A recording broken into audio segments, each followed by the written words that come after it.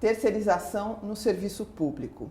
Se a prática já é polêmica quando o assunto são as relações de trabalho de modo geral, sua utilização no serviço público enfrenta outros desafios.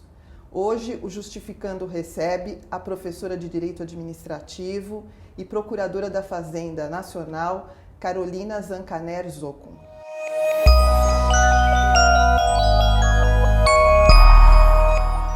Carolina, muito obrigada por aceitar o convite do Justificando e estar aqui conosco para falar desse tema que é tão importante para o serviço público, que está nas ruas com relação às relações de trabalho, que é a terceirização de serviços. Você podia, para a gente começar a nossa conversa aqui, falar um pouco como a terceirização foi introduzida na administração pública brasileira? Muito bem, eu que agradeço o convite do Justificando e é um prazer muito grande estar aqui e falar sobre esse tema que realmente é muito polêmico. Na verdade, a terceirização ela se inicia com força para a instrumentalização de recursos humanos na década de 90. Nos dois mandatos do governo Fernando Henrique, com a reforma do Estado, a ideia foi trespassar determinadas atividades que dantes eram precípuas do Estado para as mãos dos particulares. E isso realmente, de uma certa forma, causou uma desestabilização naquelas relações jurídicas que estavam formadas e que tinham sido dantes preenchidas por servidores concursados. Porque antes também tudo no Estado era feito por servidor concursado, desde a limpeza, enfim, ascensorista, tudo que... Telefonista, secretária. Então eram todas atividades que ficavam com detentores de cargo, pessoas que prestavam concurso, porque a gente sabe que o princípio do concurso público é o único meio democrático de se garantir acesso a todos, né? Na verdade se trata da concretização do princípio da igualdade e dessa forma os cargos todos eram preenchidos, ou cargos ou empregos, porque a Constituição fala em cargo ou emprego, eram preenchidos por concurso. E até uma contradição, né, Carolina? Porque quando a Constituição de 88 vem, ela exige que todos os cargos sejam preenchidos por concurso público. Perfeito. E um pouquinho depois já começa esse movimento da terceirização, que é, na verdade, uma antítese dessa... É uma fuga. É uma fuga das amarras de direito público, sim. Então, na verdade, é isso mesmo. Quando você tem uma Constituição de 88 que preserva um regime próprio, né, que é o regime do cargo, ou até o regime do emprego. Então, o professor Adilson Dallari falava, ou só existe duas coisas, ou é cargo ou emprego, terceiro excluído. Então, aqui a gente tem uma situação nova. O artigo 37, inciso 2 da Constituição fala que os cargos de emprego são preenchidos mediante concurso público de provas ou de provas e títulos. Não dá outra posição. A Constituição não traz a posição da terceirização. Então, realmente, a situação é bastante complicada. Então, isso foi uma construção, na verdade, doutrinária ou prática, pragmática da administração? Eu acho que sim. Foi aquela busca pela eficiência, se é que nós podemos dizer que há uma eficiência administrativa na terceirização, mas a ideia da terceirização ela é a profissionalização em atividades específicas e a redução de custo. A gente precisa perquirir se o Estado é mais um capitalista no sistema que o que ele busca é a redução de custos. A gente sabe que não é, porque se o Estado deixa de gastar, ele deixa de realizar todas as suas atividades. A importância do Estado, na verdade, Márcia, é não gastar menos, mas gastar melhor, gastar de forma mais eficiente.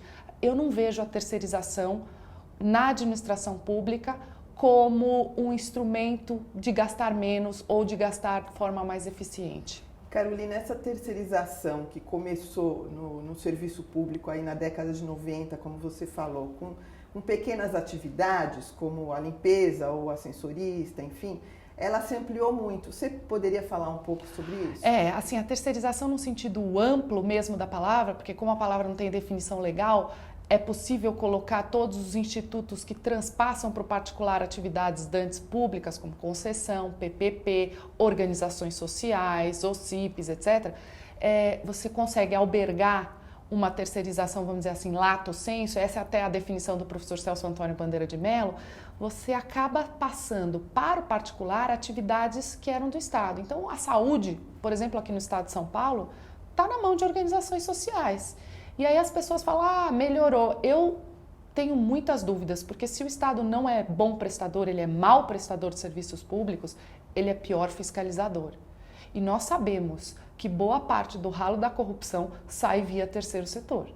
Então nós temos muito a avançar, porque o terceiro setor no Brasil é fomentado pelo Estado. Então ele não é um terceiro setor genuíno, ele depende da contribuição estatal para existir.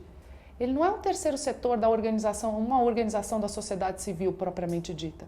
Como ele depende do Estado, é o Estado que está realizando, no final das contas, aquela atividade. O que me garante que o particular vai fazer melhor do que o Estado?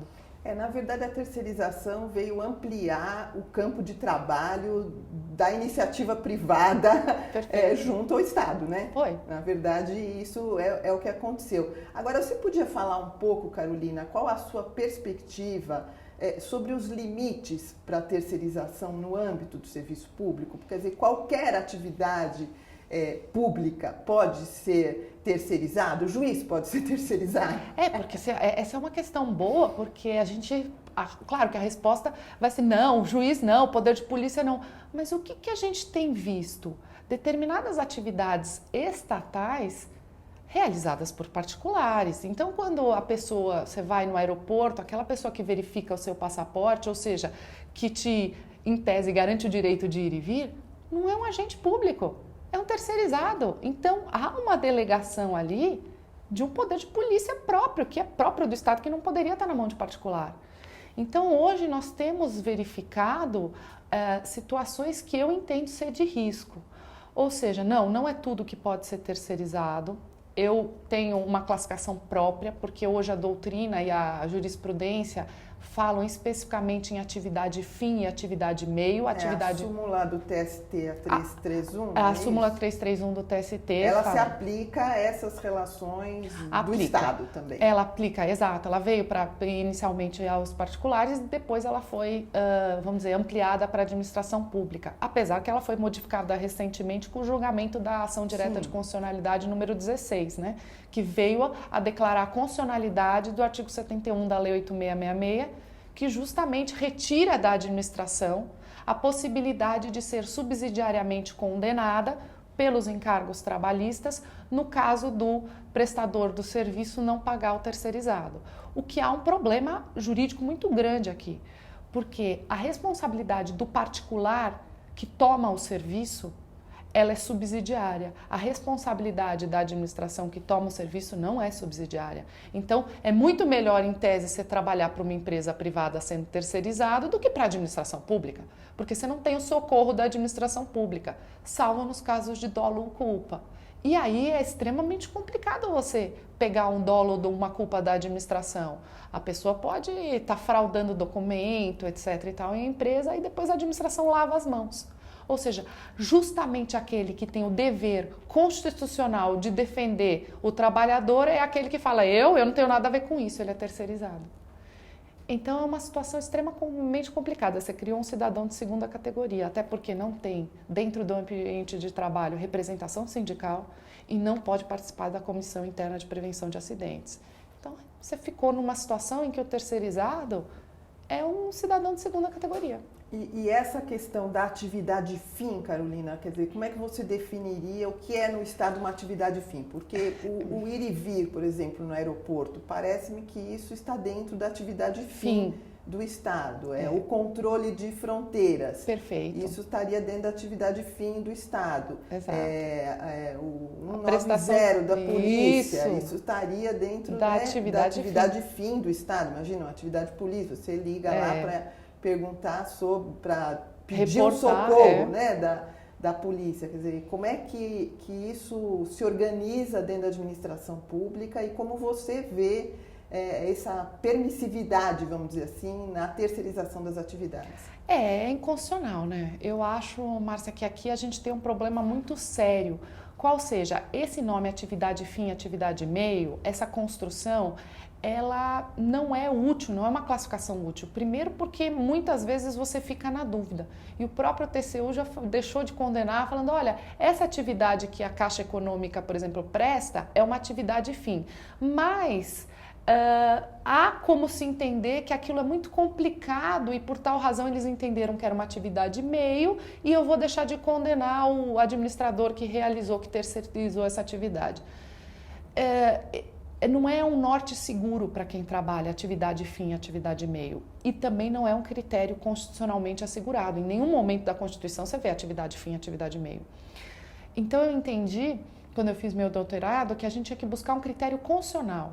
E a primeira coisa é nunca tirar os olhos do artigo 37.2, que exige concurso público para cargo ou emprego, porque a administração não pode se abster de contratar os melhores para as atividades que ela presta, tanto para o particular quanto internamente. Então, a primeira coisa é essa, não está escrito por meio de cargo, emprego ou terceirização, está escrito cargo ou emprego, concurso público. Muito bem. Ou cargo em comissão, né? A única maneira de entrar no Estado sem concurso. Exatamente, ressalvados os casos de cargo em comissão, mas que são só para direção, chefia e assessoramento. Sim. E eu entendo que esse assessoramento não pode ser técnico, por exemplo, não pode ser assessoramento jurídico. O assessoramento jurídico é feito por procurador, e procurador é quem detém cargo efetivo. Então, esse assessoramento é um assessoramento de questão de conveniência e oportunidade, é um assessoramento de mérito, mas não um assessoramento técnico. Sim. Muito bem, então, já coloco assessor jurídico para mim, eu acho inconstitucional, acho que não pode ser realizado, é só quem é da carreira que pode realizar esse tipo, porque tem que ter uma atividade imparcial, aquilo é puramente técnico, você não pode ficar influenciado pelas, vamos dizer, políticas governamentais. Nós atuamos os cargos efetivos em prol do Estado, jamais em prol do governo. Sim. Então, por conta disso, eu entendo que as atividades finalísticas do Estado, como dizem, não seria uma boa classificação, nem atividade meio.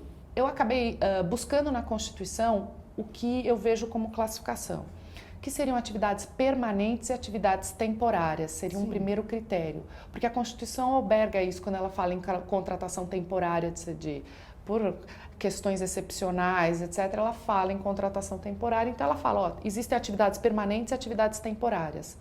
Eu não posso dizer que toda atividade permanente não é terceirizável, mas eu posso afirmar que toda atividade temporária pode ser terceirizada. Certo.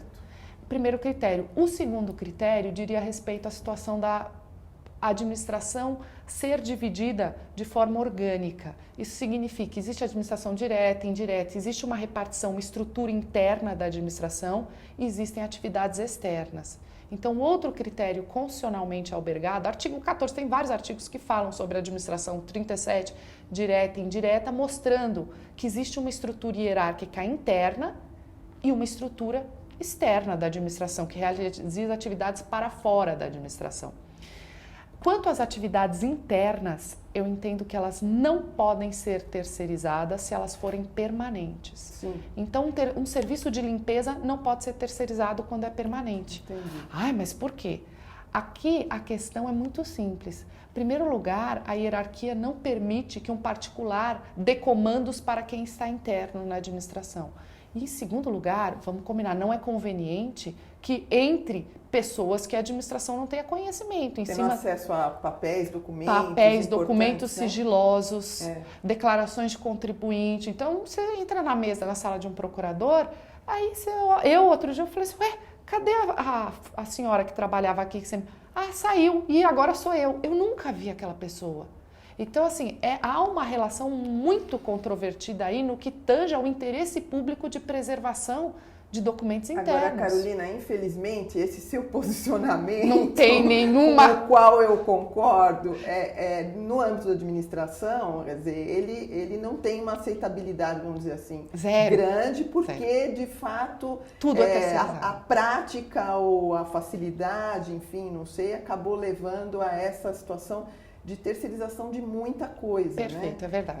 Eu queria te perguntar o seguinte, o PL 4330, que tem levado pessoas à rua para protestar, outros para defender, enfim, mas o que ele terá impacto na administração pública?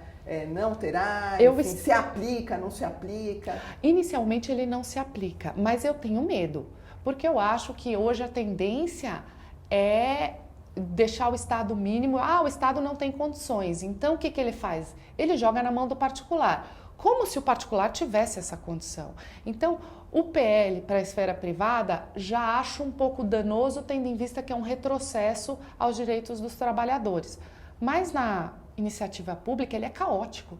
Primeiro porque a administração contrata pelo menor preço. Ou seja, ela vai contratar os seres humanos daquela empresa aquela empresa que tem os seres humanos pelo menor preço do seu estoque. Desculpa te cortar, mas você acha que a terceirização aplicada no serviço público precariza mais ainda para o trabalhador terceirizada? Não tenho dúvida. Eu acho que é pior no serviço público, primeiro porque você contrata pelo menor preço.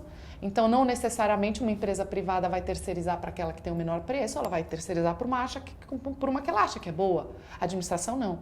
Como ela contrata sempre pelo menor preço, via pregão, ganha uma empresa XY, que normalmente não paga os direitos dos trabalhadores, fica 4, 5, 6 meses, ou que vai pagar muito mal. Porque só pode ganhar aquela empresa que ofereceu os seres humanos do seu estoque pelo menor preço. E todo o tratamento do trabalhador como mercadoria é aviltante, é inconstitucional. Então, aqui a situação é extremamente complicada e delicada. A administração devia proteger essas pessoas, mas não. Ela está tratando essas pessoas como mercadoria. E aí eu vejo um retrocesso muito grande. Se é danoso na esfera privada, é pior, é mesquinho, é egoísta, é inconstitucional na esfera pública. A situação realmente não é fácil e o limite disso cada vez é maior, né? Carolina, eu queria agradecer demais a tua presença aqui, dizer que foi ótimo conversar sobre esse assunto, aliás, que demandaria outros programas, mas quero te convidar para uma próxima vez a gente tratar desse ou de outro tema. E também convidar todas as pessoas que assistem, os internautas que assistem o nosso programa no Justificando, que sigam o Justificando no Twitter e no Facebook e que assinem o canal do Justificando.